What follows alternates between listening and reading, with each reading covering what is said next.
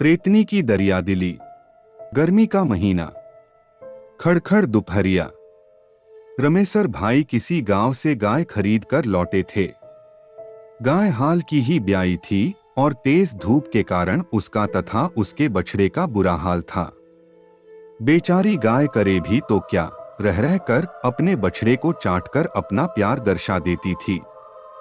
रमेसर भाई को भी लगता था कि गाय और बछड़े बहुत प्यासे हैं, पर आसपास में न कोई कुआं दिखता था और न ही तालाब आदि। रमेसर भाई रह रहकर गमछे से अपने पसीने को पोंछ लेते थे और गाय के पीठ पर हाथ फेरते हुए धीरे धीरे कदमों से पगडंडी पर बढ़ रहे थे। कुछ दूरी पर उन्हें एक बारी बगीचा दिखी। उनके मन में आया कि इस बारी में चलते हैं, थोड़ा सुस्ता भी लेंगे तथा शायद वहां कोई गड्ढी हो और इन अनबोलतों को पानी भी मिल जाए। अब रमेसर भाई अपने कदमों को थोड़ा तेज कर दिए और गाय बछड़े के साथ उस बारी की ओर बढ़ने लगे। बारी बहुत बड़ी थी और उसमें तरह तरह के पेड़ों के साथ बहुत सारे बड़े छोटे घासफूस भी उगे हुए थे। पर गर्मी के कारण इन घासफूस का भी बहुत ही बुरा हाल था और कुछ सूख गए थे तथा कुछ सूखने के कगार पर थे। बारी में एकदम से सन्नाटा पसरा था। कहीं कोई आवाज नहीं थी, पर ज्यों ही रमेसर भाई गाय बछड़े के साथ इस बगीचे में प्रवेश किए, गाय बछड़े तथा उनके पैरों के नीचे पेड़ से गिरे सूखे पत्तों के आते ही चरमर की एक भयावह आवाज शुरू हो गई। यह आवाज इतनी भयावह थी कि रमेसर भाई के साथ ही गाय और बछड़े भी थोड़ा सहम गए। रमेसर भाई अब उस बारी के भीतर प्रवेश करना उचित नहीं समझे और किनारे ही एक पेड़ के नीचे पहुंचकर रुकना उचित समझे। छांव में उन्हें तथा गाय बछड़े को थोड़ी राहत मिली, पर प्यास के कारण उनका बुरा हाल हो रहा था।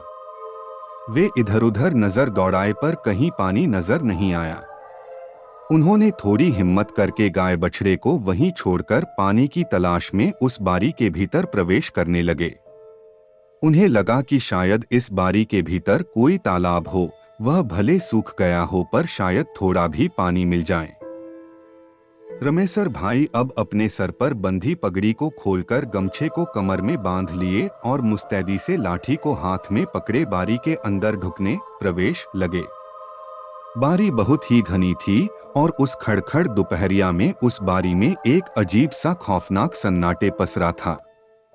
उसी सन्नाटे में रह रहकर रमेसर भाई के पैरों की नीचे पड़ने वाले पत्ते एक और भी भयावह एहसास करा जाते थे। बारी में काफी अंदर जाने पर रमेसर भाई को एक गड्ढी तालाब दिखी। उसके पेटे में थोड़ा सा स्वच्छ पानी भी था, पर उस गड्ढी के किनारे का नजारा देखकर रमेसर भाई के कदम ठिठक गए। अनायास की उनके माथे से पसीने की बूंदें टपट पाने लगी। उनके कदम अब ना आगे ही बढ़ रहे थे और ना ही पीछे ही। दरअसल गड्ढी किनारे कुछ भूत प्रेत हुल्लड़बाजी कर रहे थे, एक दूसरे के साथ मस्ती कर रहे थे और कभी कभी उछलकर पानी में भी गिर जाते थे या दूसरे भूत भूतनी को पानी में ढकेल देते थे। वहीं पास के पेड़ों पर भी इधर उधर कुछ भूत प्रेत उन्हें बैठे नजर आए। इन भूतों में से कुछ बहुत ही भयंकर थे तो कुछ बहुत ही छोटे। किसी के पैर नहीं थे तो किसी के 4 से 5 पैर। वहीं उनको एक ऐसा भूत भी दिखा जो पूरी तरह से बालों से ढका था और बहुत ही विकराल था। हाँ, पर पेड़ पर बैठे 1 से 2 भूत ऐसे थे जो देखने में एकदम आदमी सरीखे दिखते थे। ऐसा लगता था कि गांव का ही कोई आदमी तमाशबीन के रूप में इन पेड़ों पर बैठा है। यह माहौल भले रमेसर भाई के लिए डरावना था, पर उन भूत भूतनियों के लिए उल्लासमय। अब रमेसर भाई क्या करें? 2 से 4 मिनट बाद कुछ हिम्मत कर मन ही मन हनुमान जी का नाम गोहराने लगे और धीरे धीरे बिना पीछे मुड़े सामने देखते हुए पीछे की ओर चलने लगे। चुपचाप कुछ देर चलने के बाद अचानक घूम गए और जय हनुमान जी कहते हुए लंक लगाकर गाय वाली दिशा में भागे। गाय के पास पहुंचकर ही रुके। गाय के पास पहुंचते ही वे गाय के शरीर पर हाथ रख दिए। गाय थोड़ी सी शांति और छाया पाकर वहीं बैठ गई थी और उसका बछड़ा भी चुपचाप पूंछ हिलाते हुए वहीं खड़ा था। कहा जाता है कि गौवंश का साथ हो तो भूत प्रेत पास नहीं आते। खैर, उनके पास तो गाय ही थी जिसमें देवताओं का वास होता है, तो फिर क्या डरना।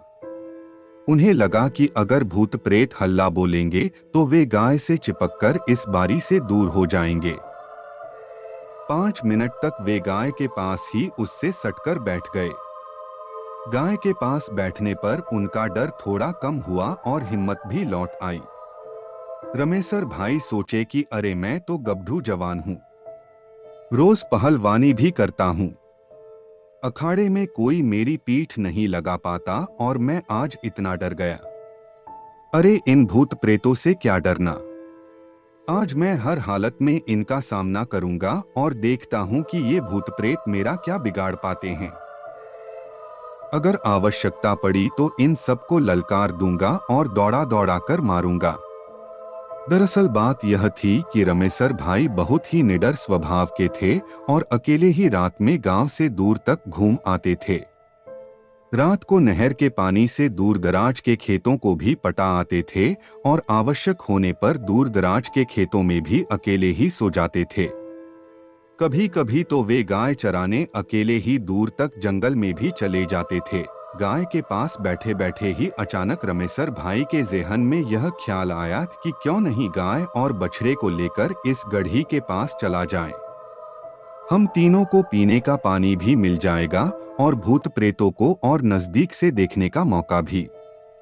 उनके दिमाग में यह भी बात थी कि जब गाय बछड़े साथ में हैं, तो भूत प्रेत तो मेरा कुछ भी नहीं बिगाड़ सकते। रमेसर भाई उठे और गाय का पगहा सहित गरियाव गले में लगी रस्सी पकड़कर गढ़ी की ओर निर्भीक होकर बढ़ने लगे। गाय के पीछे पीछे बछड़ू भी चलने लगा। जो ही रमेसर भाई गाय को लेकर गढ़ी के पास पहुंचे, गाय, बछड़ू और उनके पैरों के कारण चरमराते पत्तों आदि से उन भूत प्रेतों के रंग में भंग पड़ गया।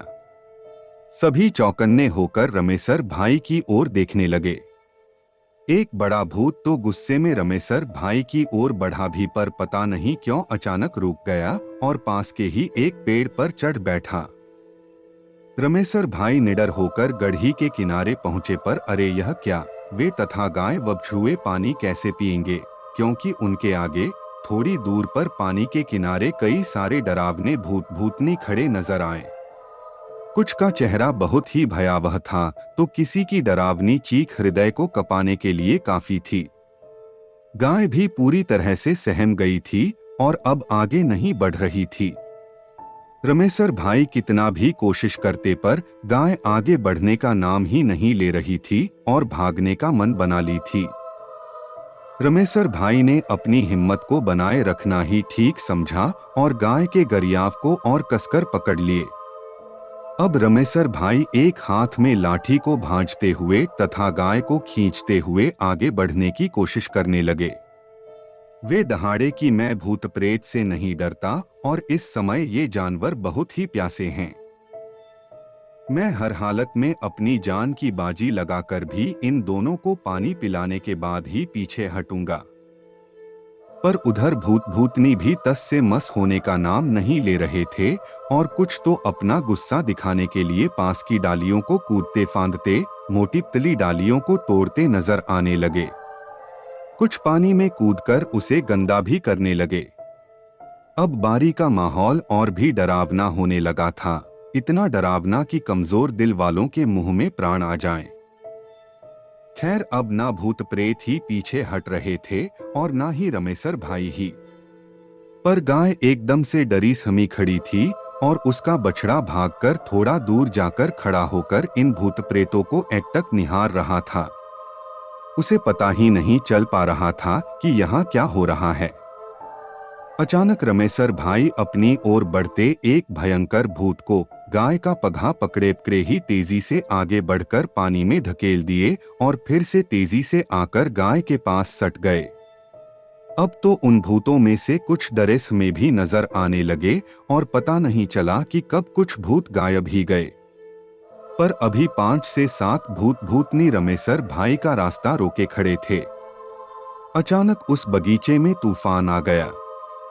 एक बहुत ही तेज आंधी उठी और उस आंधी में बहुत सारे पत्ते, सूखे खरपात आदि बारी में उड़ते नजर आए। पेड़ों की डालियां एक दूसरे से टकराने लगीं और रमेसर भाई के साथ ही वहां उपस्थित भूत प्रेत भी सहम गए, क्योंकि उस समय किसी को पता नहीं चल रहा था कि यह क्या हो रहा है। इसी तूफान के बीच वहां एक खूबसूरत महिला प्रकट हुई। उसे आते किसी ने भी नहीं देखा। उस नवयौवना के चेहरे पर एक खूबसूरत मुस्कान थी। उस नवयौवना को देखते ही सारे भूत प्रेत अपना सर नीचे कर लिए, ऐसा लगा कि उसके सम्मान में झुक गए हों।